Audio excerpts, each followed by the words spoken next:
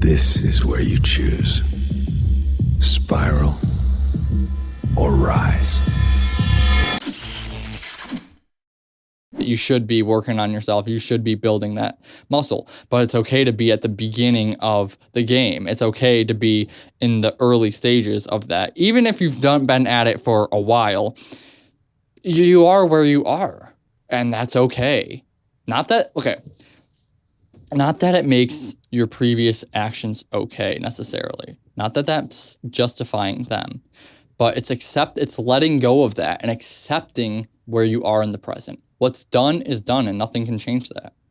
And as sucky as that is, as horrible as it depends on, as annoying as that might be, that is in the past, that is concrete, and you can't change that. And that might piss you off. And be pissed off, or let it go, take inventory of where you are now, and make sure that doesn't keep happening forever. It's okay to suck now. It's okay to be in that zone of, okay, I suck now, and even relapsing some more times. That's going to happen. It's part of the journey. That's not the desired outcome. We need to strive to stay away from that. And that's the only way to build discipline. That's the only way to keep growing. You learn from each relapse. You'll learn from each thing. And you can overcome that if you start to take action to build that discipline muscle. Otherwise, you're going to be stuck forever. And we don't want to stay stuck forever. That's not the point of any of this. We want to self-improve. We want to get better every day. And, we have to accept the past as it is and work to make the future better. And I think, so you said that it gives people say that they think they can have permission to stay weak forever. And I don't think that is the mentality to adopt, because would a bodybuilder or a coach tell their client to continue to stay weak? No. So if we think about it like that, you could say, well, what would they tell them to do? Go to the gym, keep getting better every day, and do the best that you can. And that's subjective, of course. That's going to be a lot of variables in that. But as long as you're taking incremental steps every day and self-analyzing and looking at, this, and continuing to improve slowly, you're going to get to your destination. I hear you. That's a really important distinction. You're not saying, stay weak forever. You're saying, it's okay to start weak, but it's not okay to stay there. Almost like, don't shame yourself for being at square one, but also don't confuse acceptance with complacency. And I like the bodybuilding analogy, because no coach is gonna say, yeah, just keep lifting the 5-pound dumbbells for life. They'll say, start there, but next week, we're bumping it up. Let me throw this at you though. In those first 24 to 72 hours, when someone has relapsed and they're staring at themselves in the mirror thinking, I suck, I'll never change, how do they flip that mindset from self-hate to what you're describing, acceptance plus forward motion? Because that seems like the exact tipping point where most people spiral. I don't think that's necessarily a bad thing.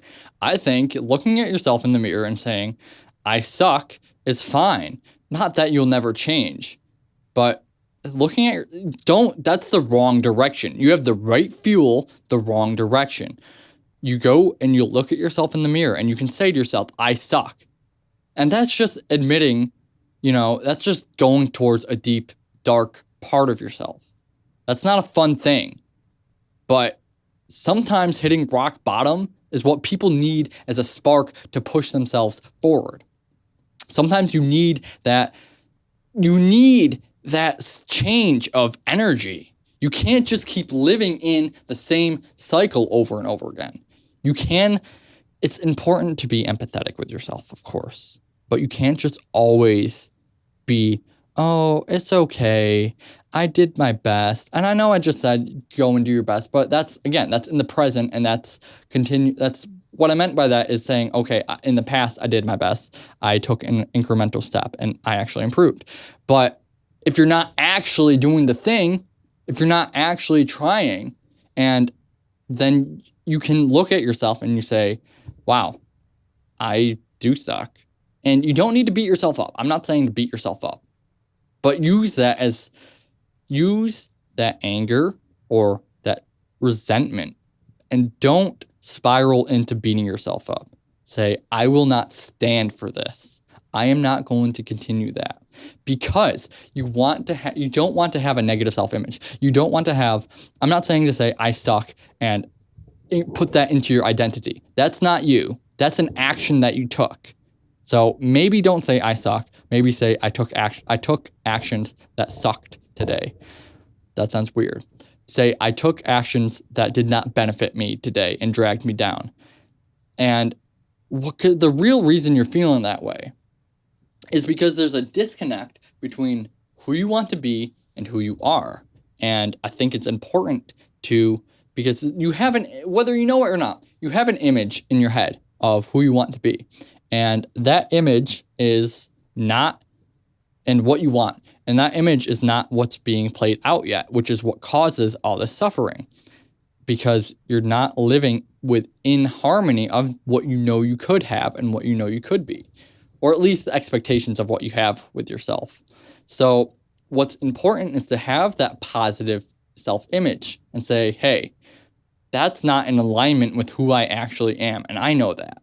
And I took the wrong actions today. And use that, and you don't have to lie to yourself and say, it's okay, I'm perfect the way I am. Because you know what? Nobody's perfect the way they are. There's always another room. There's always another layer of improvement. You can be even, and you can look back and be proud of yourself if you're in the 90% and of your potential. But if you're not there, then you need to look back and say, okay, what can I improve? What can I learn from this? Because if you learn from it, you can take action and improve yourself. And that ties into taking action of, in the moment, what you can do in the first 24 hours and days following. Using that energy is to set up preventative measures and to block yourself, or at least make it more difficult to make it happen again. And if you want to take that action immediately, right when you feel that, not, oh, I'll get to that. No, you want to take that action immediately, or at least as soon as you can, because using that energy is going to actually, using that fuel of I suck and I'm not going to stand for this any longer. You can set up digital blockers, you can set up physical blockers, you can delete files, whatever it is that you need to do in order to slow down or make it more difficult. You want to put as much space and energy and time in the way of the thing that you most do repeat the most, that you want to stop. You want to put energy and time and effort and sacrifice in that. So it's like, it's not even worth it at that point. I'm not going to do that. Literally blocking yourself, barricading yourself from doing that. If you enjoyed this video, you can watch the full version right here.